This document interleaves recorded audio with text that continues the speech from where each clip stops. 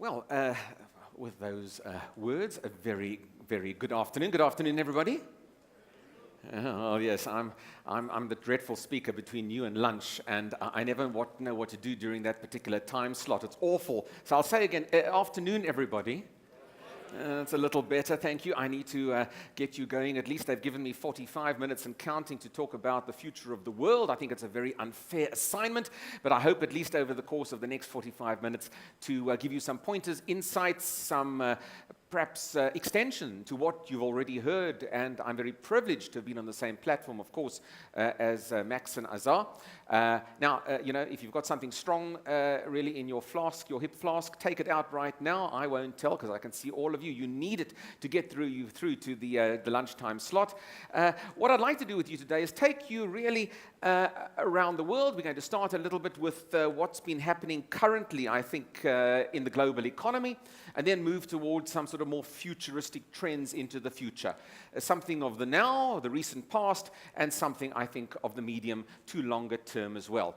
I'm always nervous about doing these big macro presentations just because they're big and macro. So at least I hope that you sit back and relax. And I just thought it's worthwhile just going back for a moment.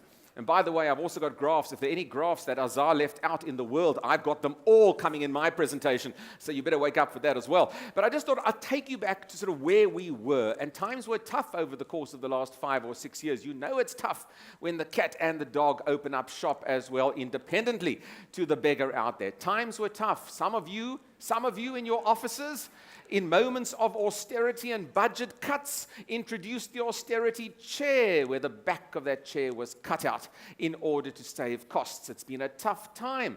And I must tell you, over the last few years, if you happen to have been Greek, or for that matter, if you happen to have been German, you were confronted with this kind of advertising for the British magazine The Spectator that was up on the London Underground, by the way, in the last 3 years or so. How unfortunate it is, if you were Greek or German, to in fact read that particular advert. Times were tough indeed.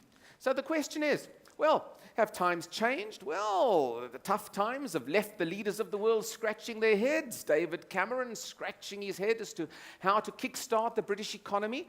And amazingly so, with austerity, he seems to have managed to get it right, at least for the moment. In France, François Hollande scratching his head. I think he might be scratching his head for more personal reasons rather than reasons surrounding the economy, but still, similar pose, I suppose. And for dear old Barack Obama across the pond, well, the same issues, I suppose. A rough second term so far for Barack Obama. But frankly, when we look at the economic statistics coming out of the United States, we could all sort of collectively breathe a sigh of relief. It is a case of, phew, it's actually a lot better than it was 3, 4, 5 years ago. And again, I did promise you graphs. You'll get a few graphs from me in the presentation. Again, the figures say it all. Don't worry too much about the intricate detail in the graphs. The bottom line is the IMF shows that world growth stabilizing here, global growth that is, stabilizing. It's looking a lot better. The trend line is relatively good compared to the dismal period we had in the 08-09 period. And I think Azar is absolutely correct. The US still play a predominantly important role. The impact on the global economy, absolutely critical. I think that may change in future, and I'll come to that aspect of what will influence that change and the new players in the world that will influence the change into the future. But for the moment, the US economy, again, looking reasonable there. That growth looks quite good going forward.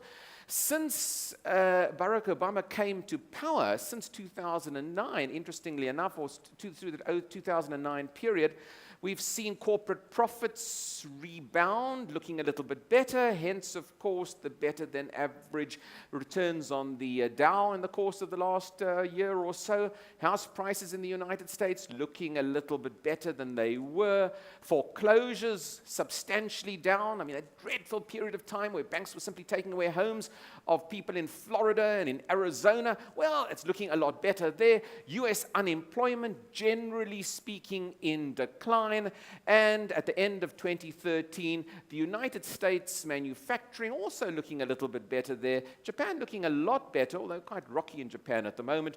Job growth better in the United States as well. Well, it's kind of tepid and it comes and goes, and I think that's the nature of that recovery in the United States. We're not convinced yet about that recovery, but it certainly looks a little stronger than it was. But then just when you thought it was safe to go back into the market, I suppose, we see a huge degree of volatility creeping into the market. And in the United States, for all of these fancy results, the fancy charts that we've all shown you this morning, including myself, one of the more, I suppose, long-term and I think concerning charts in the United States is this issue of how stagnant the wages are in the United States for the average worker, for that squeezed middle class in the United States. Go to America, and don't just go to New York, and don't just go to Los Angeles. Go to Kansas, and go to Indiana, and go to Ohio, where you meet middle America. And you ask an American, do you think you're better off than you were? They'll tell you, no, no, no. In New York and in California, maybe it's a little bit different. But this issue of stagnant wages has had a major effect on the United States middle class. Retail sales are lackluster, to put it mildly. In fact, retail sales are on a downward trajectory there in the United States. And for a country that has, of course, built itself on market fundamentals, the great purchasing power of the Americans, it's felt by that middle class in the United States. And you only have to look to see what's happened in the retail sector, in particular in the US over the course of the last few months. Household names like JCPenney cutting 2,000 jobs, closing 33 stores, and other retailers also taking strain. Look, Americans now buy online. They don't necessarily go to old-style department stores to purchase their clothing, but still, the difficulty of having that enough discretionary spend is a factor in the United States, and I think still will play itself out in that particular economy. So there's good, and of course there's issues of concern. An age of volatility probably is with us, and you know better than I do because you deal with the market every single day. You've seen those incredible swings on the market over the course of the last few weeks, not only in this country, but in the global markets as well. And I suspect this volatility is going to continue for some time going forward. Going forward, that's of course one of the core issues. What's going to happen into the future? Are there any game changers in the future that could kickstart a more dramatic recovery for the United States? And I certainly think one of the big game changers in future is potentially the discovery and the self-sufficiency that the United States is expected to have by 2030 in natural gases and oil. Any country really needs to have access to energy. Energy, to me, one of the crucial global trends going forward. As the world progresses, as we urbanize, and I'll come back to that in a moment, as we become more technologically savvy, as the middle classes improve in numbers across this world, we need energy. Global energy demand will be 35% higher over the course of the next 20 years. Those with access to energy are going to be the strong players into the future. So for the United States, if we had to sort of crystal ball gaze to the 2030 period, it might even be sooner.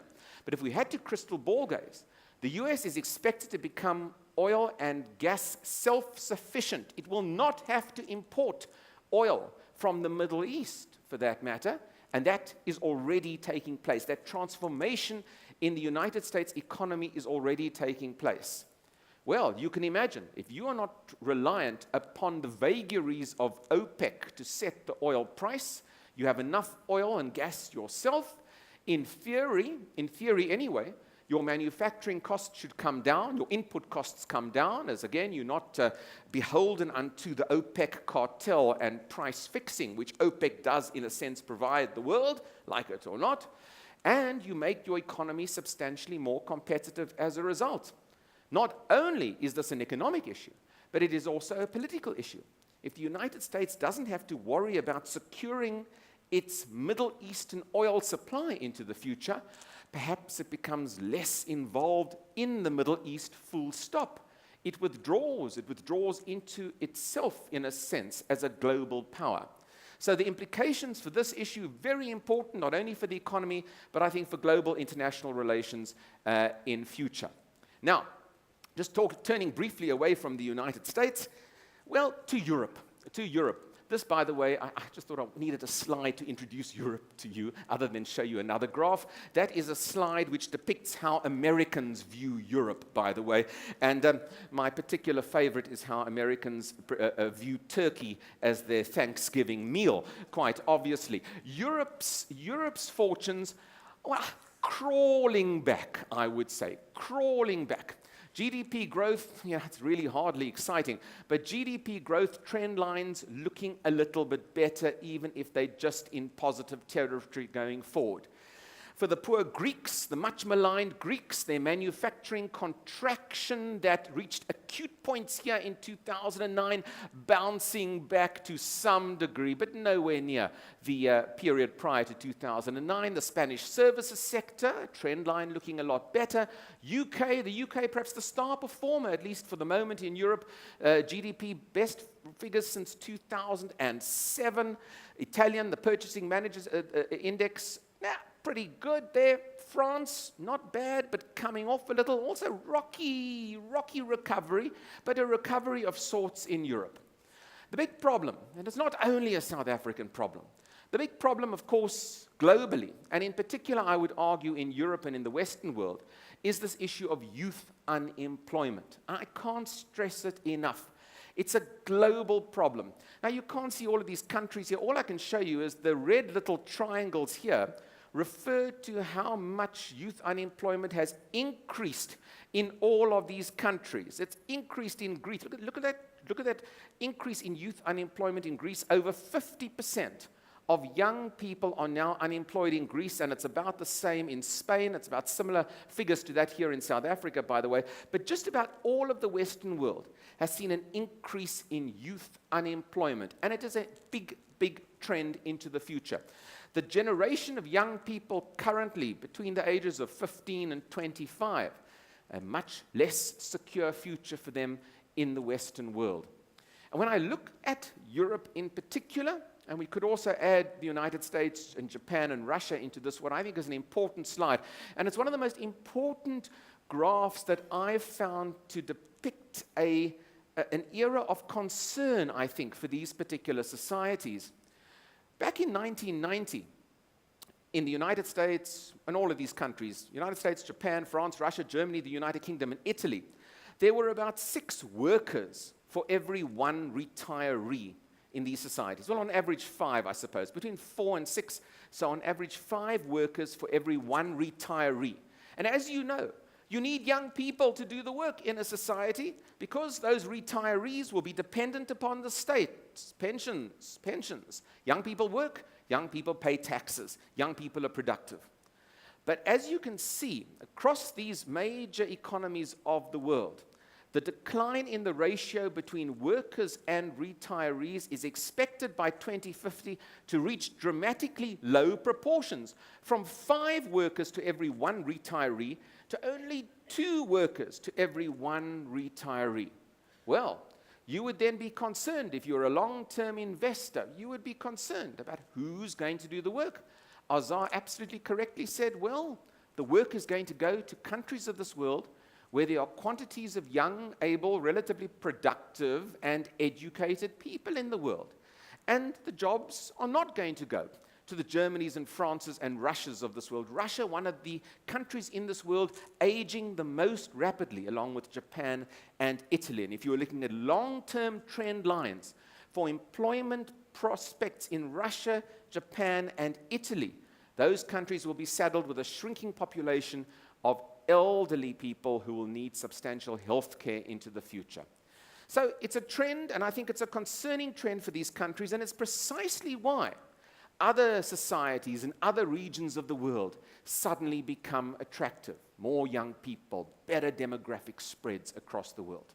Now, let me move away then from the few remarks about the United States and the few remarks about Europe to a few remarks about China, because you can't leave out China from the global equation. That's my brief to talk about the world. And I'll take you to Shanghai in 1990. And I love this comparison because that's Shanghai in 1990. For those of you that have been to Shanghai, and I urge you all to have your next conference in Shanghai. It's the most exciting country on the planet right now, in my opinion. That is the Pudong area of Shanghai. There was nothing there in 1990. Look at that development between 1990 and 2010. That's 1990 and that's 2010. That's the development in the Pudong area. Yes, Shanghai is China's showpiece. Yes, they spent a lot of money and social engineering to get that city to look just like that. But it does not belie the growth of the Chinese economy. That growth in Chinese GDP has been dramatic, and its effect is only now being felt on the world. I think we're going to move into a century in which a world changes from being a world where the West has been predominant to a world where the rest, but certainly China, will lead that future world. And of course, it begs the question from a political point of view.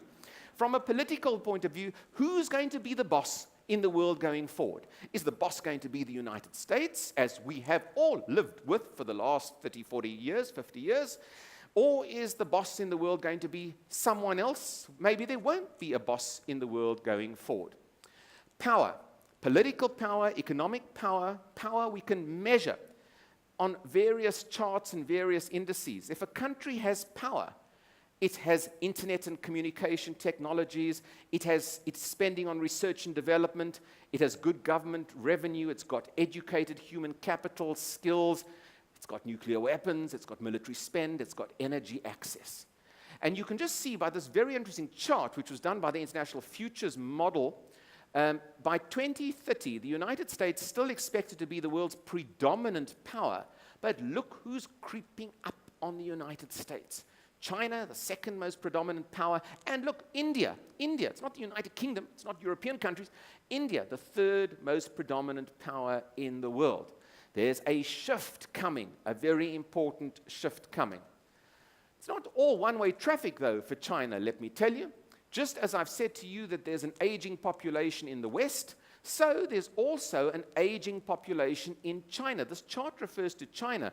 And as you can see, as we move into the next 10 years or so and beyond, the working age population of China also starts to taper off. It's not as though there are many more Chinese coming on stream in order to do the work. But of course, as you know, the Chinese simply changed their laws allowing single-child families now in certain categories to have more than one child, because they themselves understood the need to boost their population. It's amazing when you want to boost your population from 1.3 billion, but the Chinese needed to do it because they take a long-term vision that they will need younger people who are able to do the job.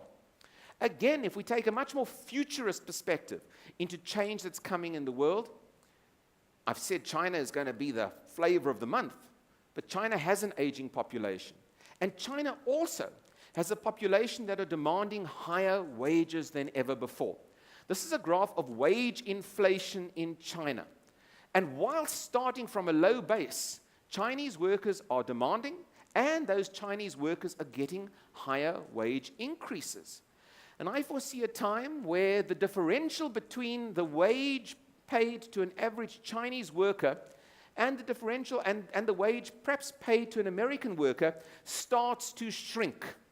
There's income stagnation in the United States at the moment, and there's an increase in income for the average Chinese. Now, they're still far apart, but that gap is going to shrink. And that will, of course, have a more negative effect on the Chinese economy going forward, as production might move from China to other cheaper parts of the world, or for that matter, back to the West, and back in particular to the United States. So the trends, indeed, are not all one-way traffic, I must tell you. The Chinese currently are trying to shift their economy from being an economy that's been built on infrastructure development to an economy that encourages domestic consumption. And I tell you, if the Chinese get this right, if they move away from infrastructure spend, then of course they have a dramatic effect on the world. The Chinese need resources from the world. if their economy becomes a consumption economy, their quest for resources across this world takes something of a back seat. I think there's a long-term trend in this, but I highlight it to you because I like to look just beyond the next quarter. I don't like to suffer too much from quarteritis, as the disease says. I like to look a little bit further ahead. The Chinese, again, in their latest economic data, have not had it all their own way. Their manufacturing has contracted a little bit, which sent jitters, I might add, through the Dow only about 2 weeks ago. And you can just see the effect of a diminished Chinese growth rate on the fortunes of US companies who are now more exposed to the domestic economy of China than at any stage in their previous history. Chinese GDP growth has been slipping. Don't you like the figures when Chinese GDP growth slips from a high of 11% there all the way down to a low here of 7.7%. What a calamity. Wouldn't we like to have it said that the lowest GDP for us is 7.7%, but the trend line for China is indeed down. So, if the Chinese indeed start to spend less on infrastructure and more on consumption, what does it mean for the world? Well, in this particular chart I put up on the screen, I'm trying to indicate to you how much of these commodities are consumed by the Chinese currently. The Chinese consume 53% of all cement in the world currently. 53%, 47% of iron ore, 37% of all eggs in the world are consumed by the Chinese. Did you know that? Now, if there's a slowdown in construction, certainly, well, those supplying cement and iron ore and coal and all the other, will all take a knock to some degree. We've become very reliant upon the Chinese growth story going forward. So when we look at some of the projections for the world for the next year or two or so in terms of GDP growth estimates, the US, and these are the new estimates coming out from the IMF about a month ago, the US expected to grow at about 2.8 to 3%. China expected to grow still at 7.5 and 7.3%, pretty good.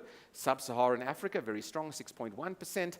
What's interesting about this particular chart is that the US itself expected to grow at a higher growth rate than Brazil and Russia, and almost the same as South Africa. In fact, I would argue the US will grow at a higher growth rate than South Africa. So in terms of the much vaunted BRICS group of countries, suddenly the United States actually growing at a slightly higher rate than the BRICS countries themselves.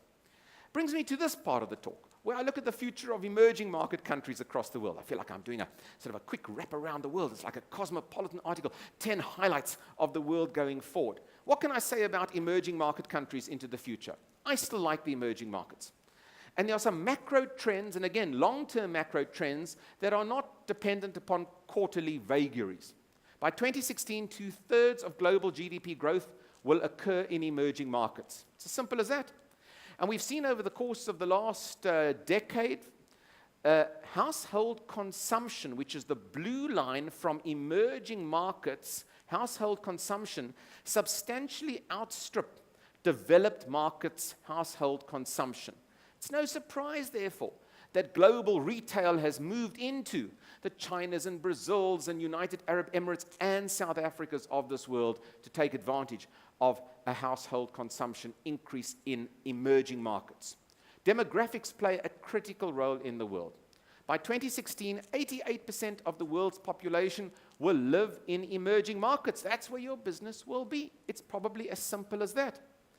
But for emerging markets themselves, look at the change in relationship that they have with other parts of the world. This is an important graph to show how the blue line here, if I might just explain, the blue line here refers to the decrease in exports to the United States and Europe of Middle Eastern oil. And look how Middle Eastern oil is in fact increasing its exports to Asia and decreasing its exports to the United States. If that happens, as I've indicated, the US less involved in the Middle East, but China potentially much more involved in the Middle East to secure its oil supply. In terms of South American agriculture, the agricultural sector in South America much less reliant upon its exports to the US and Europe, much more reliant upon their relationships with Asia. The same thing for extractives from Africa, not going in the same number to the US and Europe, but going in ever-increasing quantities to China and Southeast Asia.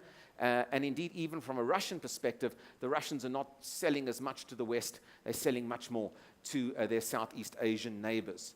So there's a shift in where countries are exporting their crucial commodities, and that, of course, brings one to question marks about future global relations accordingly. The BRICS grouping of countries, I must tell you, much maligned by analysts across the world and much loved by those officials who get to attend these lovely BRICS meetings all over the world. You've seen this marvelous cartoon from our friend Zapiro, that South Africa really seemingly the poor relation here at the BRICS table, referred to as the briquette, by the way, amongst the BRICS nations. The BRICS nations, well, you know, we were all talking in glossy terms about the future of the world and the BRICS nations only, a few years ago. The BRICS groupings, which we could do a whole talk on for that matter, really a phrase I suspect coined because it described 12 years ago important countries of the world, and in particular it singled out China. I mean, if you took out China from the BRICS groupings, you really weren't left with anything as substantial as the BRICS with China. But what we have seen amongst these countries, whatever their economic fortune, what we have seen is that they are certainly trying to build themselves into a political competitor to the West. And in a world in which the United States is less dominant, and China and emerging powers are more dominant because of their economic and demographic contribution to the world, this new multilateralism, as we call it, where no one power is dominant, not the US, not China, not India, the BRICS countries become an important bulwark against Western domination. And I think more than their economic progress into the world, and more than that, it's going to be a shift in political relations and power relations that these BRIC countries are starting to drive into the future. Now, the BRICS themselves, well, the luster is off the BRIC countries. I like this screenshot from CNBC, with apologies to anybody here in this audience or officials here who come from CNBC, and I won't look at anybody in particular. But this particular chart from CNBC indicates here the BRIC growth honeymoon is over. Look, they even forgot to put the S on for South Africa. In many instances, this S is actually completely left off, I must tell you. If the honeymoon is over for the BRIC countries, you all know that the man who coined the term BRICS, Jim O'Neill, sat in his office in the last year or two coining another term of the next 4 countries of this world that are likely to be the economic powerhouses of the future, and he came up with the term MINT: Mexico, Indonesia, Nigeria, and Turkey. So from BRICS, it became MINT. When your fortunes wane with one acronym, you coin another acronym. But all of these star economies, all of them, including many of the mints, with the exception, I might add, of Nigeria, who really probably is a mint economy today to some degree, but all of the star economies, just have a look. That's the GDP projections, the blue line, the dark blue line, the GDP projections for 2012 to 2014. You can just see substantially down from the light blue lines, which were the GDP results from the 2004 to 2011 period. Why are these economies suffering? Well, we could also do a talk on this for a whole hour. Fundamentally, though, from a political perspective, these economies have shown tremendous growth over the course of the last 10 years. And to their credit, they have moved millions of people into the middle classes. When you move millions of people into the middle classes, you create expectations. Expectations from middle-class individuals who want more and more, who question and begin to question their governments, governance, and, of course, accountability in their societies as well. And that's one of the offshoots of having a rising middle class, is a much more questioning population into the future. And I suspect it's going to be a feature of South African politics into the future, where a rising middle class, just like that middle class in other parts of the world, are themselves starting to throw bricks. The BRICS actually are starting to throw bricks, can you believe it? And when you look at where protests have been most prevalent in the world over the course of the last year, well, there's been protests all over, but some of the hotshot BRIC countries, plenty of protests in Brazil, by the way.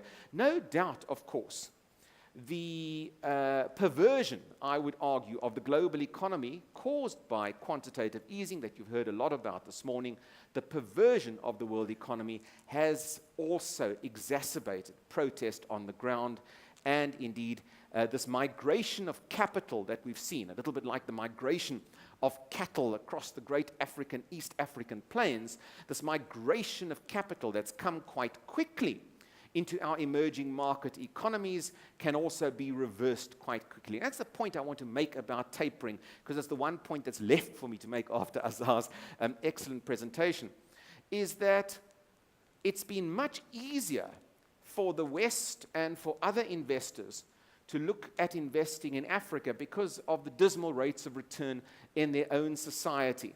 And I suppose the positives for all of us is that Africa and other emerging markets are simply on the front burner. Ghana, Nigeria, Kenya, Rwanda, these names were barely known to foreign investors 5 or 10 years ago, certainly to American investors. Today it's a household name. Whether there is a volatility in the capital that comes in or not, at least for us in Africa, I think that the door has been opened to allow us to re-explore and make ourselves more competitive in future in order to bring that capital that migrates back out, back to our shores. Well, yeah, as a result of quantitative easing, our countries that were part of the BRICS, many of them, and the other hotshot economies like Indonesia, that at one stage was referred to as being the true recipient of BRICS status, now find themselves in the fragile 5. And South Africa's budget deficit, along with Turkey's, by the way, now actually has South Africa and Turkey lumped together as the delicate duo. Don't you love these terms that we come up with? But it's not just global, it's not just domestic factors. I mean, it's not just global factors. It's not just quantitative easing that affects our economies, or the economies, for that matter, of Turkey, or Thailand, or the Ukraine, or for that matter, South Africa.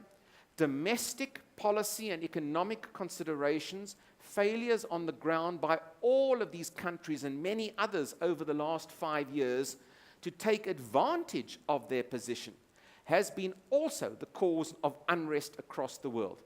And these countries really, look, we have the benefit of hindsight right now, but these countries all should have instituted more stable domestic economic policies, should have encouraged foreign investment to a much greater degree. All of them suffer from a degree of political instability as well that contributes, of course, to the delicate nature of their currency, the delicate perception of their economies in the global community. I will echo Max de Pree's sentiments earlier this morning when he said things are not that bad here. This was the scene in the Turkish parliament at the beginning of this week, only 2 days ago. Let me tell you, the Turkish parliament, their members of parliament get very hot under the collar when they don't like something. And they resort to fisticuffs and nosebleeds occur. In our country, of course, our members of parliament dress up in beautiful frocks, I might add, for the opening of parliament. Look at the difference between the Turkish parliament and the South African parliament. So, when looking at the world, let me say a few words about Africa. Azar quite rightly mentioned that marvelous, or perhaps rather amusing, Economist cover story about Africa, in which Africa was referred to as the hopeless continent. 10 years later, the Economist changed their tune to Africa Rising, and in that Africa Rising edition from that superb magazine, they apologized for getting it wrong a decade earlier. So even the Economist can get it wrong.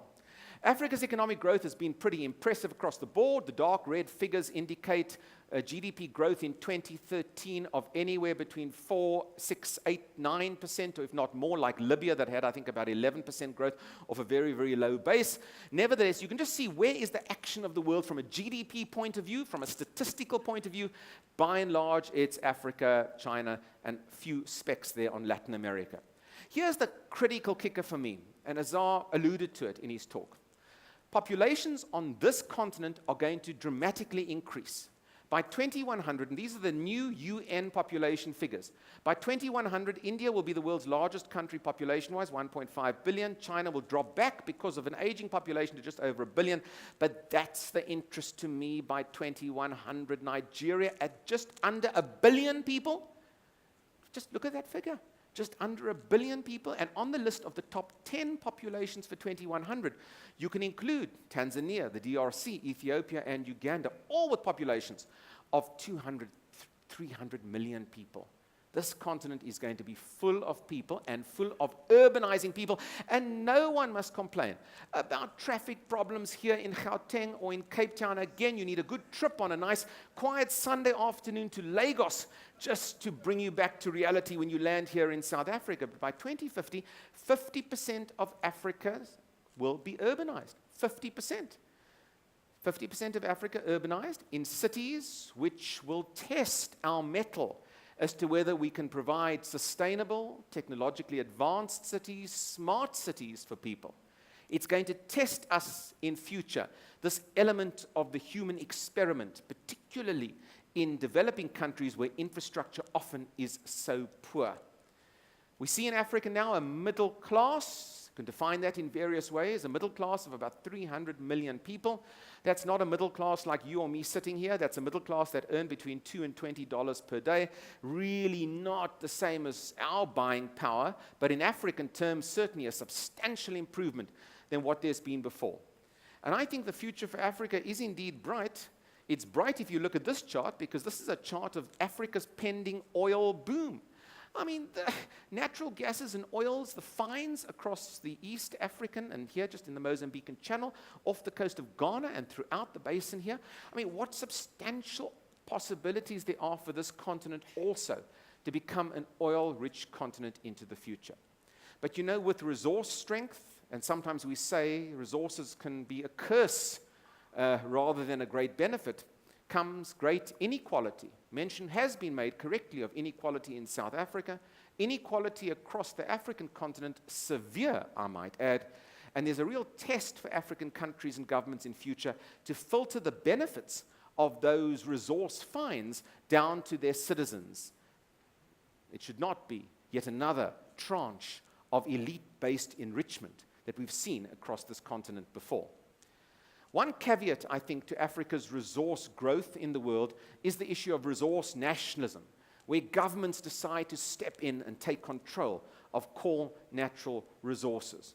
And there has been a trend, and there's a very interesting survey of resource nationalism that's done every single year, more or less, to indicate that we should be concerned about Africa's movement towards controlling those resources. And I might add, we in South Africa also faced with that dilemma into the future. And also in Africa, just as a caveat to the excitement about the country, we know that Africa is now the largest, China is now Africa's largest trading partner. Just look at that increase in trade between China and Africa, and you'll see all the other major countries show relatively stagnant, if not declining, growth trade with the African continent. Again, Africa has become quite exposed and reliant to the Chinese growth story. African infrastructure, well, lacking, and holding Africa back, but offers tremendous opportunity to companies involved in infrastructure. I do a lot of work in the construction industry for companies looking at opportunities, and certainly with this level of infrastructure mess that there is on this continent, that I think is where the action is going to be, the rebuilding of Africa's cities. Now, I was asked to talk about the world, and one issue that I shouldn't actually forget, let's move away from Africa for a moment, but it's an issue that affects absolutely everybody everywhere. Affects you sitting here right now. That's a map of Australia. This map is one of these synoptic charts that was developed for the Australians about a year ago. I show you that map because that map had to be especially developed for Australia with new color codings, new deep purples and blues and maroons to indicate new levels of heat affecting the Australian subcontinent. On this particular day, about a year ago, the entire Australia had an average temperature of 41 degrees Celsius. 41 degrees Celsius. I mean, a new map they had to produce in order to have more effective color coding. The issue of climate change, that's New York only in the course of the last week, by the way. The issue of climate change, Hurricane Sandy, you know, these issues, critical issues, not just now for our lifetime, but certainly into the future. And I'm no greenie, I'm not going to give you a lecture on this and preach to you. But it's a long-term trend, and a trend that anybody involved in risk should be aware of. Of course, it points you to further regions of the world to invest in, regions that won't be affected. It points you to infrastructure projects. It points you to business that is heavily invested in sustainability as well into the future. And on the topic of sustainability, one of the core trends into the future, I've spoken to you about oil and how oil is important, but water to me is almost as important. And when we look really into the future, and we look to see who has water in this world and who doesn't have water in the world, we already can project that in the next decade or so, over 1 billion people in this world will not have access to fresh water. And in particular, I might add, the Chinese are susceptible to water restrictions. Their country doesn't have the necessary water to feed that population. I was up here. This is a city in northern China called Qingdao. It's a lovely, lovely city. I went up with the Chinese government there a few years ago. My host said to me, Daniel, you've got a free day in Qingdao. You can go to the beach or you can go to the local brewery. And I must tell you, surprise, surprise, they've got a fantastic beer in Qingdao, as I found when I chose the brewery tour. But you only have to look at those people on the beach to figure out, you've got to go down, no genius, no political analyst or economist, that food, water security, commodity security, they're going to be the key drivers of the world into the future. And I think they're going to have a tremendous implication of all of us. The issue of urbanization is not just an African issue, it's an issue across the world. This is a lovely city, sometimes referred to as the biggest city in the world that you may have never heard of. It's the city of Chongqing in China. One of the most remarkable cities in the world. Well, yes, because of its size, because it has 30 million people in the greater Chongqing area. You've heard of Paris, Berlin, and London, but what about Chongqing? By 2075, 10 billion people will inhabit this planet, and 8.5 billion of those are going to live in cities. The issue of urban living, urban infrastructure, I can't stress enough, is going to be a long-term trend. It's got tremendous potential, but tremendous risk for social upheaval as well. Finally, if I haven't either depressed you, I'm not quite sure, I haven't quite depressed you, 2 last sections of my talk, and I've got about 4 minutes to accomplish this. This takes about 4 hours. All of this, and we've alluded to it already during the course of the morning, issues of income inequality affect us all across the world. It's not just a South African issue. And I urge you to have a look at a very interesting graph produced by a big Swiss company called Credit Suisse.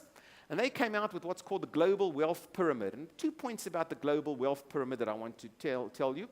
Their findings show, and it's quite an authoritative pyramid, that 68% of the world have access to 3% of the total wealth of the world. 68% have access to 3% of total wealth, whilst, of course, at the top of the pyramid, 0.7% of the world have 41% of total wealth. Again, not just a South African issue. And dealing with that, well, that's the vexed question into the future, and that there should be a separate workshop on for all of us all the time. Finally, in the final few minutes available to me, there's going to be a lot of disruption coming in future. I happen to like disruption. I like, maybe because my business thrives when there is disruption, so there's self-interest. Technology, which is often forgotten, well, it's not really forgotten because all of us love it.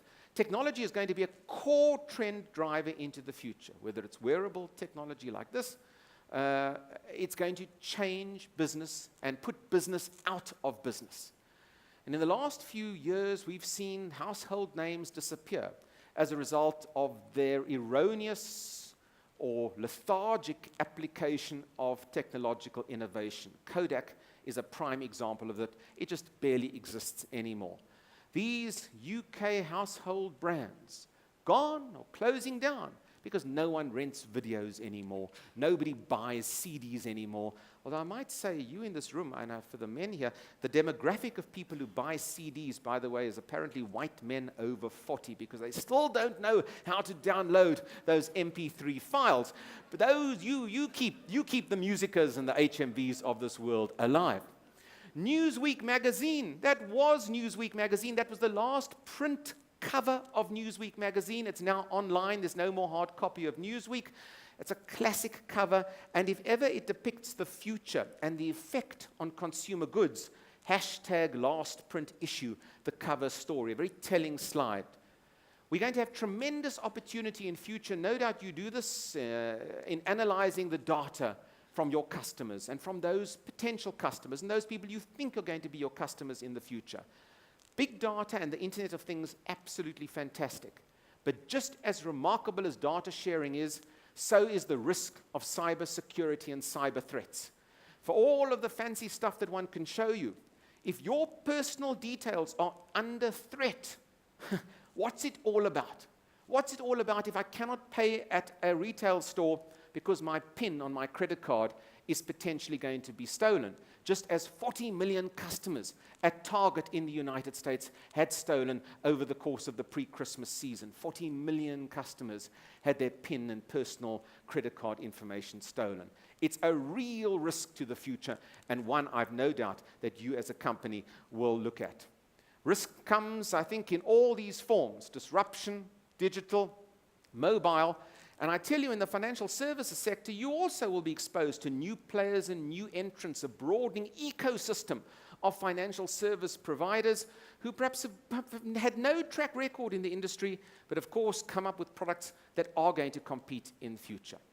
And if there's one final slide that I simply will show you in terms of how technology will change the world, it's this little short comparison.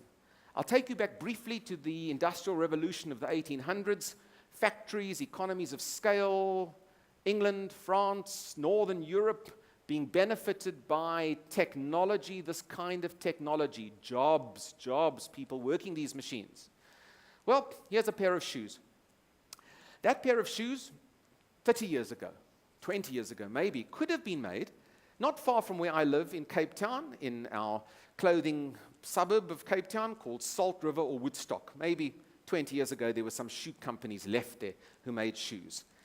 5 years ago, these shoes would have been made in China. Today, these shoes are probably made in Bangladesh or Vietnam or wherever labor is even cheaper. But 5 years from now, I suspect that these shoes are not going to be made in Bangladesh or Vietnam. They're actually going to be made in your own home. They're going to be made in that little 3D printing device. 3D printer. You'll be able to buy the pattern, feed the pattern into the machine, and the machine will customize as you want it in whatever color you want it, size. You can monogram it. You can put whatever you want. It'll make a beautiful pair of shoes for you.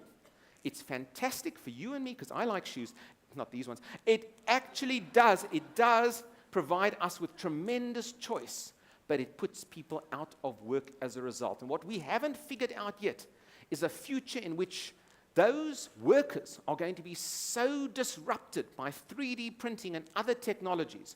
And we, fighting about wage increases in this country, we should be looking at ways to educate, to make people technologically savvy, to bring this kind of technology to the benefit of our workers here in South Africa. So, at the very least, I might have given you some cause for concern, some vague cause for optimism. Ultimately, it's a world in which there's tremendous opportunity, obviously alongside the risk. But there are two key points that you have to be when looking at the world. You've got to be flexible. You've got to shed some of the inhibitions or prejudices that you have about the world. And ultimately, whether I'm talking to a group of people who sell hardware or whether I'm talking to a financial services company, the world's going to be more competitive than ever before. Technologies, changes of geographical entities, new powers across the world, new corporate entities are going to shift and change. You're going to have to be innovative into the future. I have to be innovative in my own product. So I think you will have to be as well. Thank you very much for listening to me this morning.